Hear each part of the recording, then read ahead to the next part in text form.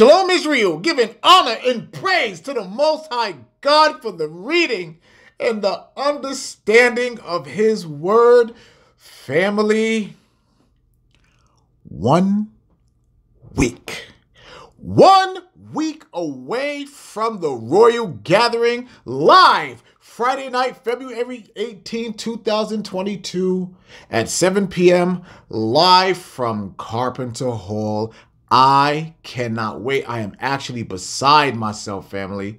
7 days. 7 days until the time where we are all able to gather together and be in the presence of the Most High and praise His holy name. I can't wait. First and foremost, for the performances that we got coming up with Queen Carly and King Yada.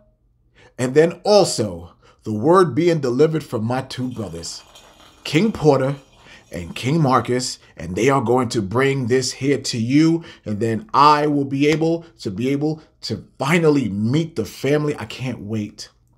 I cannot wait. And family, of course, y'all already know, we cannot go without saying this. I want to wish every king, every queen, every prince, and every princess, I want to wish you a wonderful, magnificent Sabbath. And once again, thank you for bringing this in with your brother. Damn it, I cannot wait to say that live. I cannot wait. I cannot wait. But once again, family, as a matter of fact, let's take a detour real quick. Speaking about the Royal Gathering, we are going to give away 2 tickets. 2 tickets in the luxury balcony seats.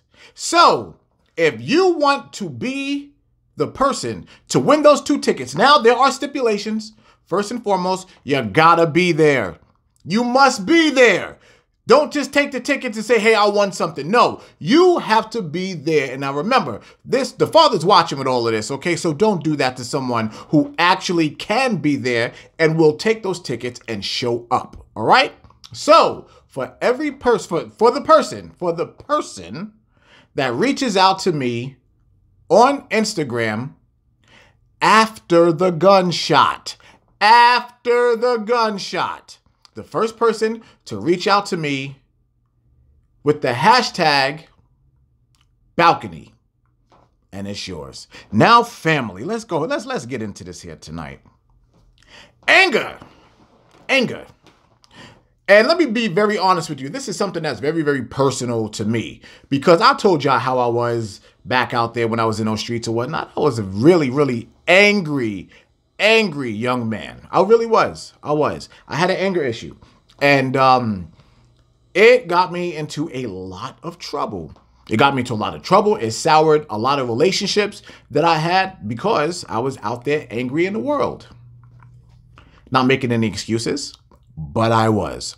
And for some reason, it really felt like all this week that I was dealing with people, you know, that was having these challenges with anger. So of course, when that happens, I'm like, let's go ahead. This is something that we need to address and talk about as a family together. All right. So tonight is going to be more of a conversation, you know, and of course, we will certainly be bringing out scriptures and whatnot, but hopefully my words can help somebody out there, you know, like I said, from personal experiences. So family, please open your Bibles to the 1611 King James Version Bible with the Apocrypha. And let's go ahead. We're going to bring out some scriptures here tonight that's going to help anyone who this lesson may be for. This lesson is for somebody. It really is. It really is. And I'm telling you, I'm really going to enjoy this one. I really am. So now, family, please, I want you to go to the book of Ephesians, chapter 4 and verse 26. The book of Ephesians, chapter 4 and verse 26. Now, we have to get the full understanding behind what it means to be angry, right? So let's see. Ephesians, chapter 4, verse 26. Be ye angry and sin not. Now, we got to stop there for a second. Now, what is the Father saying here? The Father said, wait a second, you could be angry. Now, there isn't anything wrong with being angry, but there's something that makes it not wrong. Watch. Be ye angry and sin not. All right? Let me read this out. Let not the sun go down upon your wrath. Now, I want you to understand that word there, wrath. As a matter of fact, let's go ahead and get that. Let's get the definition of the word wrath. What does the term wrath mean? And believe it or not, you'd be surprised. Watch this. Wrath, extreme anger, chiefly used for humorous or rhetorical effect. Something, now, of course, you know what humor means. A wrath, something that brings you a pleasure. When you're angry and you do something to someone. You know how you may have been really, really, really angry at something or someone, and you took out your anger on them, whether it was emotional, spiritual, or physical, or mental, and you took your anger out on that person, but afterwards, and well, before, during the time that you was doing it, you was feeling it, you was loving it, because you were just letting all this out, you was getting on that person, and then afterwards, when it all calmed down and you came back to your senses, right? And then you felt bad about it. You knew that there was consequence that was coming with that. That's what it's talking about. You don't want that. So let's go ahead and read this again. Now that we got that, let's go back. Let's read that one more time. Ephesians chapter 4, verse 26. Be ye angry, and sin not. Let not the sun go down upon your wrath, neither give place to the devil. Neither give place to the devil. Now, it's telling you exactly where this is coming from. That's an evil spirit that's inside of you that's conjuring that up. Don't give place to the devil.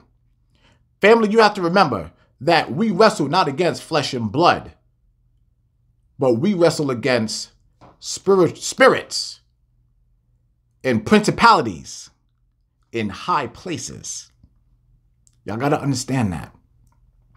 When we are having these feelings, we got to fall back and be like, you know what? Nah, you can be angry. So let me give you an example.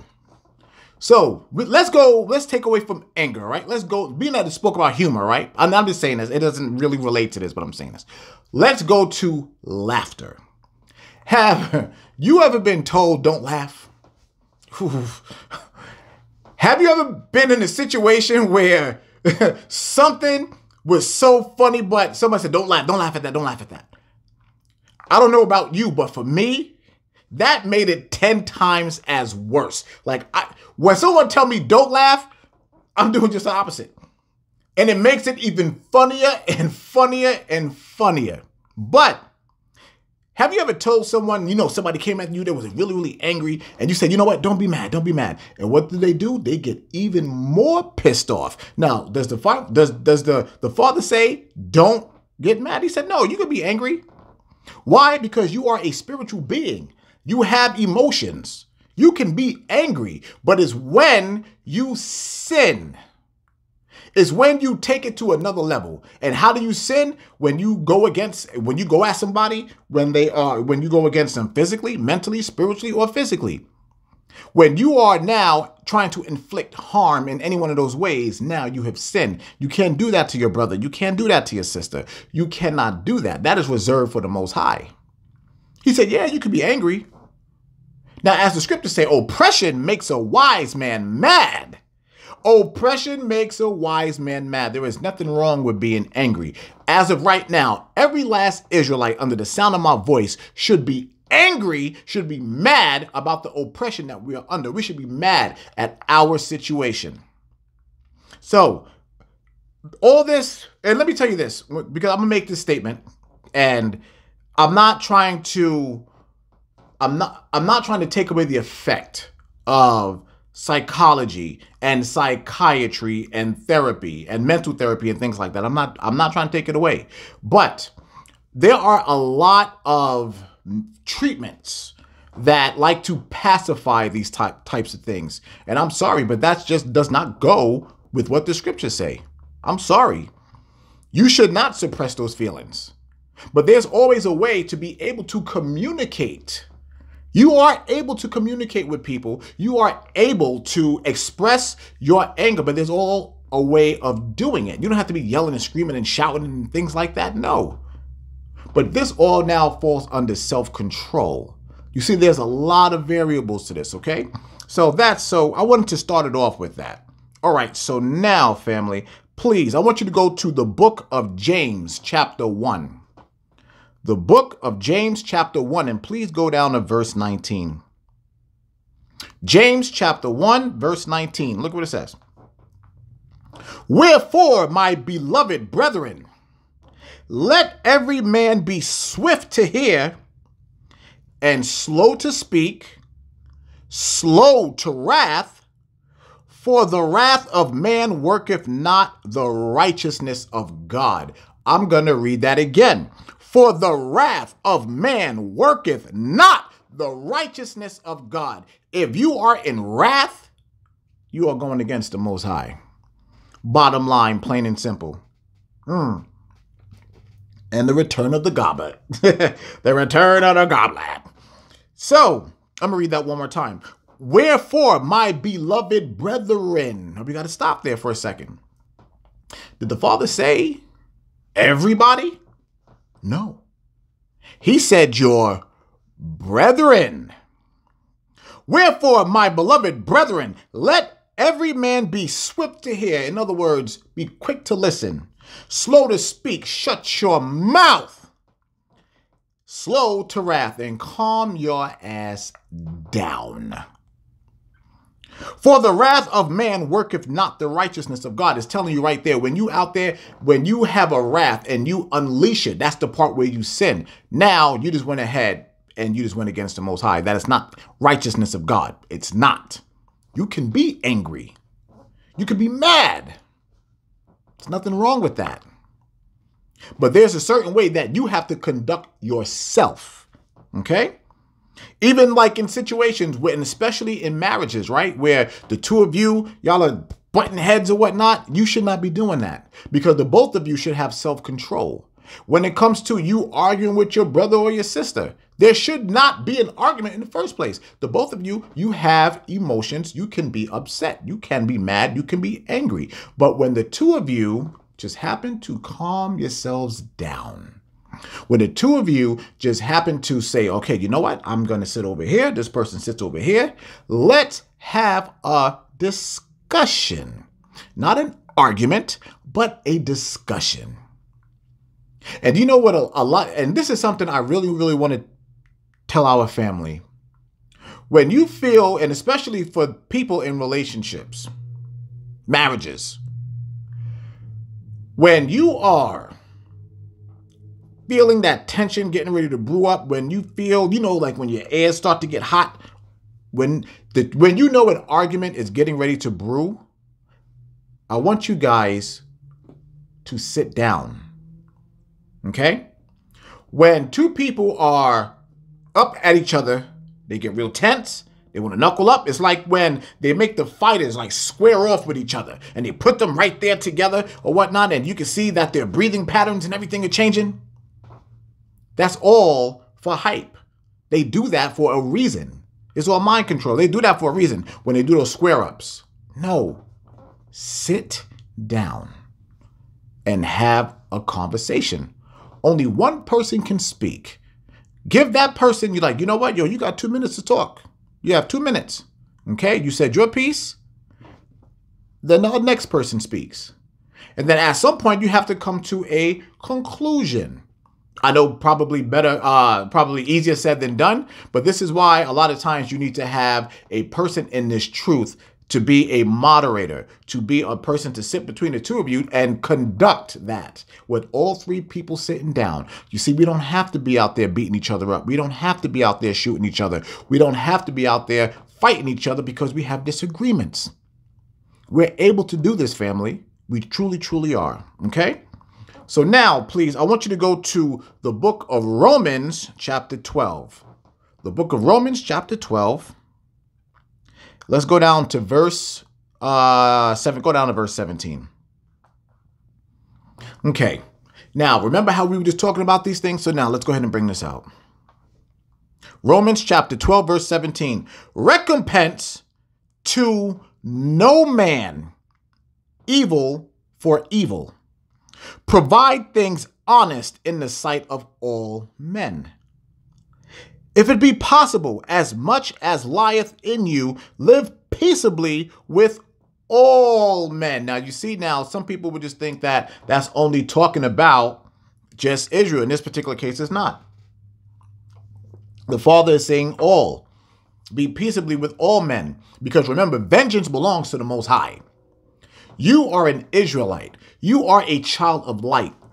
You are God's child. And there's a certain way that you carry and conduct yourself so that when all the other nations see, they see that you are an actual calm, spiritual person with some common sense. Just take it and tone it down. You can be mad. There are times when I am so mad and I'm so pissed off and nobody would even know. And I had to learn that. I had to develop that. And especially from that nigga I was out in the streets. I'm telling you, people that would have known me 15 years ago versus now, if you ever had the conversation with them, like, yo, that is a totally different person. But what did I have to do? First of all, I had to submit to the Most High. And he taught me year after year after year how to become this guy from all the way up here that took it from 0 to 100 and come down to the lowest platform. Because the lower you get, the higher you get. Okay? Let's continue. Verse 19. Dearly beloved, avenge not yourselves, but rather give place unto wrath, for it is written, vengeance is mine. You understand what the Father said? Vengeance is mine. I want to read this one more time. Dearly beloved. Now he's talking to our brethren. Dearly beloved, avenge not yourselves, but rather give place unto wrath. For it is written, it is guaranteed, it is going to happen. Vengeance is mine. I will repay, say the Lord. The Father said, I got this. Now, he's not only talking about the end, he's talking about in current situations, in current circumstances. So when there's somebody, let's say, for instance, your spouse, they acting up, they trying to show out, trying to show their ass, you take the low ground. Take the low ground. The Father got him. The Father said, I'm going to tear their ass up. Don't worry about it. I got it. And so many people, y'all think God can't do what he's supposed to do. Y'all don't trust him. Y'all don't trust the Most High. Now I got to do it because I want to feel that wrath from that humor that's there. I want to feel that humor. I want it. I want it. I want the satisfaction. When the Father said, I can repay her or I can repay him better than you could ever imagine. You got to trust him, family. I will repay, saith the Lord. Therefore, if thine enemy hunger, now he's talking to, now you see right here, he said, beloved, right? So now he's talking to our brethren, not the whole world. Therefore, if thine enemy hunger, feed him. If he thirst, give him drink. For in so doing, thou shalt heap coals of fire on his head. Be not overcome of evil. Be not overcome of evil, but overcome evil with good. But overcome evil with good. But overcome evil with good. Fall back, calm down, do the righteous thing.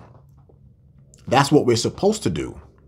And do you know how many people right now, male and female, are sitting in a damn penitentiary with their life completely taken from them? Do you know how many people are serving life in prison right now because of one mistake that they made, that they were so angry that their wrath built up and they picked something up and hit somebody in their damn head and killed them? Do you know how many fathers have done that to their sons? Do you know how many sons have done it to their fathers? Do you know how many mothers have done it to their daughters and how many daughters have done it to their mothers? Do you know how many husbands have done it to their wives? How many wives have done it to their husband? How many brothers have done it to their sisters? How many sisters have done it to their brothers? One mistake. All it takes is one mistake. And now you just committed the sin of murder. Or you hit him and knocked him. I hate to use this word, but now you made that person physically and mentally challenged. Or you did it, you hit this person, and now your marriage is ruined because this person can't trust you because you're violent. They've seen that. When you strike somebody like that, and especially if it's someone that you so-called love, that's it. That relationship is ruined. They're always going to remember that. And that's male and female. And it's sad. It's truly, truly sad. Okay? All right. So now let's go to Proverbs chapter 15 and verse 1. Proverbs chapter 15 and verse 1.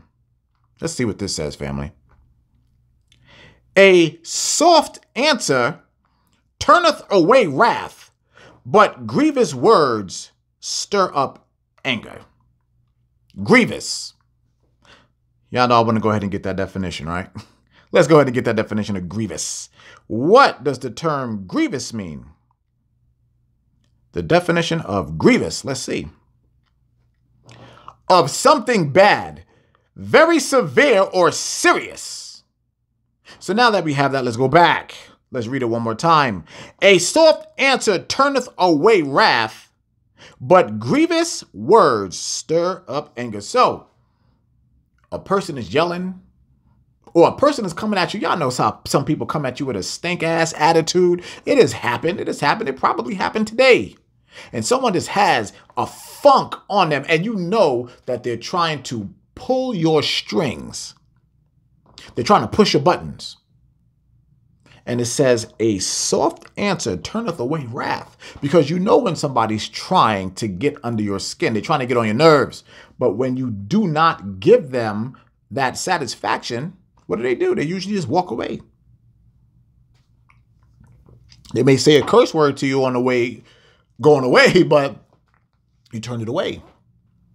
But when you see somebody coming at you, and I want y'all to understand, this is all mental. It's all mental. It's a form of mind control when somebody can do that to you. And a lot of times we do this to each other. We do. It is usually those that are right close to you that like to do this. Ignore them. Shut it down. No.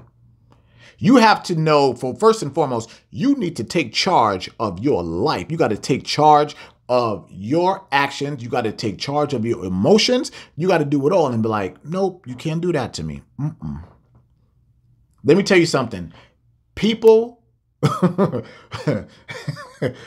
people that are close to me, and especially they know that I know when they're trying, I become catatonic. I'll just shut down completely. They could be right in my ear yelling and screaming. I'm like, okay. It don't bother me one bit. Not one bit. And it angers the hell out of people. I can become very nonchalant. I can become very distant. But it's like you do not have what it takes to get under my skin. You don't have it. You don't have what it takes to change me. You do not have a remote control for my emotions. You don't have it. And you will never, ever have it. Never. Never.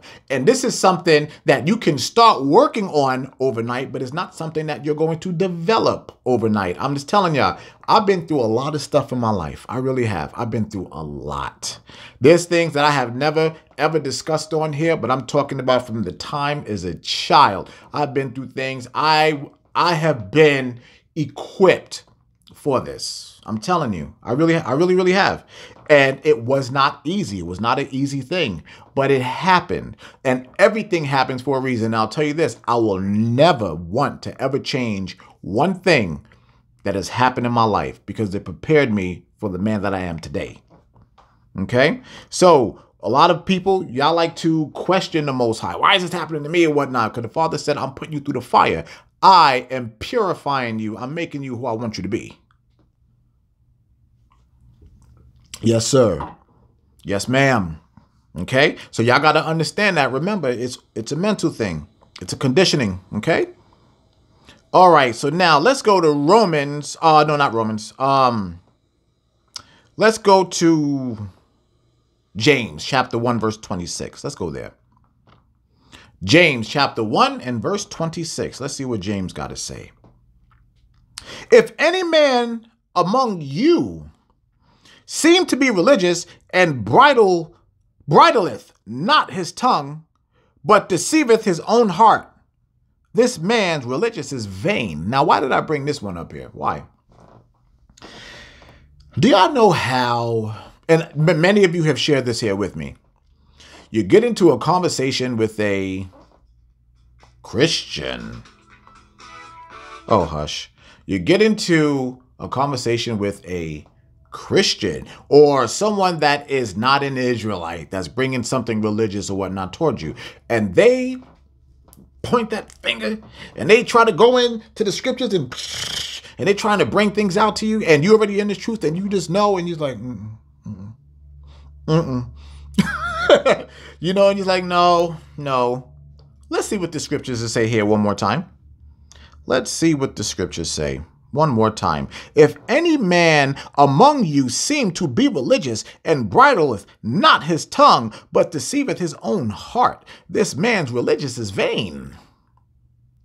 The Father said this man is deceiving himself. It doesn't matter what religion it is. You're an Israelite. There's no religion for us. It's culture. He said, why are you even listening to that? But let me take you somewhere else. I want you to go to Proverbs chapter 26 and verse 4. Proverbs chapter 26 and verse 4. And I want y'all to tattoo this on your heart. Wow, listen to what this says. Answer not a fool according to his folly, lest thou also be like unto him. The Father made it very clear. If you argue with a fool, then you a fool too. And there's a lot of fools, because a lot of times they'll tell you the story. They'll tell me the story after the fact, you know. Well, I'm like, oh, what you say to him? And I said this. I'm like, okay, well, did you argue with that man? Yes. Well, the scripture speaks. You're a fool. There's nothing wrong with shutting your mouth. Let a person talk. Let them wear themselves out. And if they choose not to stop, walk away. Remove yourself from the situation. But a lot of people don't. And you know what they do? They like to argue, they like to fight, and there's no need to. You really think I'm going to sit around and listen to somebody yell and scream or try to tell me something that's stupid, and especially if I know it's not true? Please. I'm like, nigga, you're going to be talking to your damn self. Like, leave me alone. Okay? And let them get mad. They can get mad all they want to. Let them get mad. That's their business. What did the Father promise here? What did we read tonight? The Father said, vengeance is mine. I will repay that person. Will. The Father said he will repay that person. Give the Most High the opportunity to work. Okay? He don't need our help. Okay. Ephesians chapter 4 and verse 31. Ephesians chapter 4, verse 31. Let all bitterness and wrath. You see how that word wrath keeps coming back? Let all bitterness and wrath and anger and clamor and evil. So let's stop for a second. I got to stop there. How many times tonight did we read wrath coinciding with evil? How many times? Just about all scriptures, huh? Just about all of them. Wrath and evil go hand in hand. Not anger. We talked about that earlier. But when it comes to the point of wrath, that is when you screw up. All right, I'm going to read this again from the top. Let all bitterness and wrath and anger and clamor and evil speaking be put away from you with all malice. Verse 32. And be ye kind to one another. Be ye kind. Kind to one another. Tenderhearted. Forgiving one another. Even as God, for Christ's sake, hath forgiven you. That word kind. Let's get that word. How many times have you looked up the definition of kind? Some of you probably never looked up the definition of kind, but we're going to do it right now. We're going to change that right there. The definition of kind. Let's see. As a matter of fact, I want clamor. You guys know what kind means. Clamor. Let's do clamor. I don't know why that just came over me. Said, no, don't do kind, do clamor. A loud and confused noise, especially that of people shouting vehemently. Rah, rah, rah, rah. Nigga, you ain't shit. You dumb bitch. Fuck you. All those things. All those things. And y'all know y'all do it. I've definitely done it. I used to do it a lot. And you know what it caused me? Heartbreak, pain, confusion, loneliness, isolation. It caused me all those things, even more. It caused me a lot. But guess who brought it on himself? And you know why? I wasn't in his word. I was disrespectful to my brethren. I was disrespectful to the Most High. I didn't follow his commandment. He gave us instructions. And what did I do? I wasn't listening to it. And I paid the consequence. Just like you will continue to pay the consequence if you don't listen to what he says. We must do what he tells us. We have to. He tells us these things for a reason. There's a reason behind why he tells us to do these things, okay? All right. So now I want you to go to Proverbs chapter 16 and verse 32. Proverbs chapter 16 and verse 32. Listen to this. He that is slow to anger is better than the mighty, and he that ruleth his spirit than he that taketh a city. Do you understand that? Remember before when I told you that this was just tonight, when you take yourself low, right? You become the highest. I'm going to read this one more time. He that is slow to anger is better than the mighty. Better than the mighty. And he that ruleth his spirit than he that taketh a city. When you bring yourself down to a position. Now, let me make this clear. This is not talking about becoming a punching bag. It does not mean that. It doesn't mean that you get spit on. It doesn't mean that you take somebody's nonsense. It doesn't mean that. It just means that you control yourself. You control your emotions. You bring it down. You have a control over your body. You have a control over your mind. You have a control over your spirit. You have a control over your mentality. And when you go ahead and you take the low road, because some people, they think the low road is, they tell you this here in psychology or whatnot, and even in their little sayings, take the high road. The Father said, take the high road. The Father said, come down here. Take the low road. Take the low road. Stay right here. Because when their degrees go up or whatnot, yeah, and they hot and fiery, that's no good to you. It's no good to anybody. And if a damn sure ain't good to them. Because the Father said he's going to repay them. I don't want no payment from the Father. Unless, well done, good and faithful servant. Come in here and go get your mansion. Come in here, live with me forever in paradise. There you go. Come on. That's what I want. That's what I want. There's nothing else that I want. Okay? All right, so now let's go down to Luke chapter 6 and verse 31. Luke chapter 6 and verse 31. And as ye would that men should do to you, do ye also to them likewise. Now so pretty much for the people who are familiar with that statement, it's said differently. Do unto others as others would do unto you, right? Now, I used to have a saying back in the day, and it wasn't for anything good. I used to say, do it to the man as he would do it to you, but do it first. That was my mindset back then. That was my mindset. And like I said, it wasn't for anything good. It was for anything good. But now I take that very same thing. I take that very, very same statement that I used to live by. Do it to the man as he would do it to you, but do it first. Now I said, you know what? I'm going to treat my brother and my sister better. And I'm going to treat them better first. Seriously. That tenderheartedness. Something that I did not have. I didn't have it. Straight up. I'm just being real.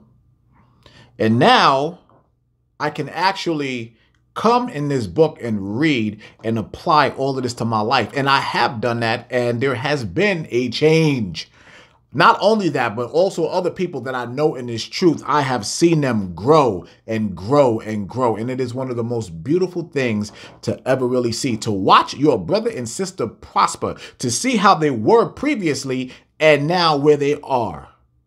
And you've seen the growth in that person. That's something that you don't find in Christianity. In Christianity, they are the most miserable people. And they are. They are miserable people. I'll just leave it like that. They're very miserable people. And they go to these pastoral counselor sessions week after week after week after week, and it's still the same nasty person. I've seen it. I've seen it. I used to be in the Christian church. I know what it is. I'm telling you, nothing, absolutely nothing is better than this truth. Nothing is better than this truth. Absolutely nothing. You see, all of the therapy sessions that are right here in the scriptures, all we have to do is be slow to speak and quick to listen. All we got to do is read. Listen to what the Most High is saying. And I truly, truly wish, and hopefully I can reach somebody out there, whoever this may be for. But for people that's getting into therapy and psychiatry and psychology, I really, really hope that so many more of our people that's in that field would start applying these scriptures to their sessions. I really do. Nothing else is going to change that person. Nothing else. Well, our people, Israelites. That's what I'm talking about. All right. So now let's go ahead to, I'm going to Romans chapter 2. I'll start at verse 1. I want to read that. Romans chapter 2, verse 1. Watch this, family. Therefore thou art inexcusable, O man, whosoever thou art that judgest. For wherein thou judgest another, thou condemnest thyself. For thou that judgest doest the same thing. So it's like, wait a second. When you judging your brother or sister, hold on a second. You got to have compassion for your brother and sister. Even though they may have done things to you. Even though they have come at you sideways. Even though the Father said, hold on a second. What about you? What about the things that you have done before? Let's continue. But we are sure that the judgment of God is according to truth against them who commit such things. And thinkest thou this, O man, that judgest them which do such things, and doest the same, that thou shalt escape the judgment of God? Or despisest thou the riches of his goodness and forbearance and long-suffering, not knowing that the goodness of God leadeth thee to repentance? So all the things, let me talk about all the things that I've done. All the things that I've done. All the things that I've done, I cannot get out there and start pointing my finger at somebody else and being like, oh, come on now. But what can I judge them by? This word. That's what you judge a person by. You judge them by the word. Not according to how you feel, not according to your understanding. You have to go to the book. You got to go to the scriptures. Okay, I know these scriptures. This is why you have to be versed. This is why you have to understand what this book says. I can go right to the book and be like, you know what? Is this person treating me like this or whatnot? Am I treating this person like this? And if you see that a person is not doing things according to the book, you correct that person. You show them like, yo, you're not living right. Guess what? If they choose not to deal with it, the Father says, be ye not unequally yoked. Remove yourself. Remove yourself from the situation. kick that person up out of your life until they get their minds right. You can't save them all. You can't. That's why Christ said, listen, man, and I'm paraphrasing, if you bring this word out to someone and if they are not listening, kick the dust off your feet and keep it moving. Go about your business.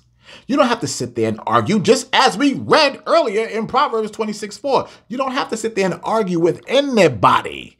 And a lot of y'all need to stop that. Y'all need to stop arguing with people. Stop. For what? What are you arguing for? It is not going to help your situation one bit. Not one bit. Okay? They sitting there, you sitting there trying to bring this out, and if they're not hearing it, it's going to one ear out the other, then you have wasted your time. Okay. All right, so now let's go to Colossians chapter 3, please. Colossians chapter 3. All right, let's see what this says. I want y'all to really pay attention to what this says here, because it's going to give some instruction. And I want these instructions right here to start playing out in your life. I want you to start applying this, family. Colossians chapter 3, verse 12. Put on, therefore, as the elect of God, the elect. Put on, therefore, as the elect of God, holy and beloved, bowels of mercies, kindness, humbleness of mind, meekness, and long suffering, forbearing one another, and forgiving one another. If any man have a quarrel against any, even as Christ forgave you, so also do ye. And above all these things, put on charity, which is the bond of perfectness. Charity. Let's get that definition. The definition of charity, because now when you hear charity, you think, oh, it's like a charity event. You're giving somebody money or whatnot, right? Let's see what the definition of charity here is. Okay. The voluntary giving of help. Typically in the form of money to those in need. Typically. So what else can you give that could be considered currency? Let's get away from the money. What else can you give? What can you give? What's coming to your mind right now? What can you give? Let's start with forgiveness. Let's start with that. Your wife or your husband pissed you off or whatnot. They did something stupid. All right. You know what? Yo, take it. Let's squash it. It's done. Move on. Okay? I'm not talking about cheating and stuff like that. I ain't talking about that. That's a serious issue. But, y'all know when they run their mouth. Y'all know they do it. You married her. You married him. You know their ways. You know their actions. That's what you wanted. You married them. They're yours now. Deal with it. When your little brother may say something stupid? I'm the youngest out of three, so I know. Trust me, I know. They say something stupid. They do something stupid. And I know there were times when my brothers wanted to beat the dog shit out of me. I know it. And they did a lot. Yeah, they did. But, there would be times, I remember when, I was younger, probably like 18, 19 or whatnot. And I admire my older brothers. I love my older brothers. I love them. I truly, truly do. My older brothers are my heroes. They really are. But I remember there would be times when, I was feeling myself. I was smelling my ass, And I remember there were times when my older brother D, and he looked like he wanted to knock my damn head off. And one of his hits will remove your bones. And I'm telling you, I remember I do something and I brace up. I know he getting ready to hit me. But there'll be times when I just remember his favor and his mercy, where he's like, I can't hit you. I can't. And I always go back and I think about that. I always think about the times when, but now, our middle brother, my middle brother Al. Now, this nigga is as strong as a bear. And I remember there would be times like he will take me and grab me up or whatnot. And, I can feel him get ready to slam me, but he's like, you put me down, nigga, get away from me. Like, yo, get out my face. Mike, get out my face. And I'm starting to have all these memories. And I remember, like, it's true, absolute mercy. And I think about those things. And I'm like, all those things, all those times when they could have done things to me and rightfully deserved, but they didn't. You know, they didn't. It's mercy. And I really want y'all to start thinking about that. You know, the thing that you could do, you could say, first of all, let me talk to our kings and our princes right now. There are things that you can say to your wife, your queen, that will destroy her inside.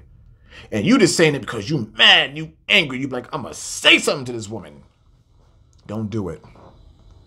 Queens, princesses, let me speak to you.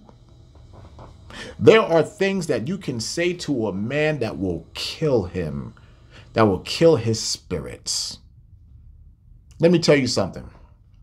I want you sisters to really listen to me right now when I say this. And I'm telling you this as a man. Once a man stops talking to you, once a man does not want to communicate with you, once a man stops and refuses to share his dreams and his aspirations with you, it's done. Up here, he's finished. I'm telling y'all right now, there are things that you can say to a man where you won't shut him down. You're going to shut down your relationship. There are things, again, kings and princes, that you could say to a woman where she will shut down, but that's not the thing. We're not supposed to shut down. We're supposed to be building each other up. So all that anger, all that nonsense, you know, the rhetoric, as the scripture says, the vehemently unnecessary, does not need to be spoken amongst our brethren. It doesn't. When I see my sisters, I'm going to raise them up. When I see my brothers, I'm going to raise them up. When I see our youth, I'm going to raise them up. There's nothing to discuss. That's it. You know, like how the example, and people always give this example, the crab in the barrel, Whenever they bring that to me, right, I'm like, okay, well, hold on. Let me change your mindset. Okay. You have a whole bunch of crabs in a barrel, right? You got a whole bunch of them. And we all know that they're all strong enough to pull each other down. Even when it gets all the way there to the top, they get all the way up there, and then one of them just go and pull them down, all right? So now let's go ahead. Let's change the focus. Let's change the narrative here.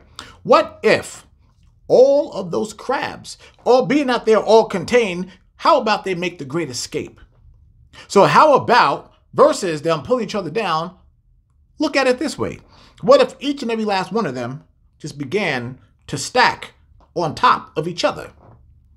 And then they take the strongest one and let him get to the top. And then he can start pulling them out one by one. Make a chain and start pulling them out until they all escape. You see, when you talk about crabs, that's what I want to talk about. That's what I want to discuss. It's all about the mindset. It's all about the change in the way that you think. And we can do it, family. We can. We can definitely do it. It's all up to us. Israel. I am so glad, because I know next week I am going to be with you. I'm going to be with my family, God willing, family. Oh, goodness gracious. I can't wait. I'm sorry. I'm hyped because I know. I can't wait. I can't wait, family. Next Friday night live from Carpenter Hall, Friday night, February 18th at 7 p.m. We are going to be there. The praise party for the Most High. I cannot wait. I cannot wait for the performances. I cannot wait for King Marcus and for King Porter to bring theirs out. And then I'm going to be able to meet the family. I cannot wait, family. If you are in the area, even if you're not in the area, get there. Get there.